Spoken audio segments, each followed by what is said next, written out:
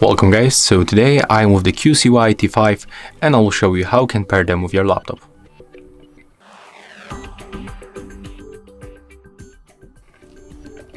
First of all, you have to open the charging case. Remove them from this case and you have to take a look on the indicators right here at the bottom. In the most cases, one of them will start blinking on the red and the green. If it is not working, you have to click and hold these two touch control panels until it starts blinking like that. In my case, it is turned on automatically. So right now, put them close to your laptop. Remember to do not put them back to the charging case. Go for the settings. Go for the Bluetooth and devices on the left side. And then you have to turn on Bluetooth by tapping right here and go to Add Device. Next, go for the Bluetooth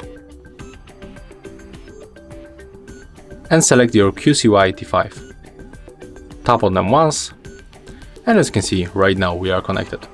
So that's all for this video. If you find it helpful, remember to leave a like, comment and subscribe.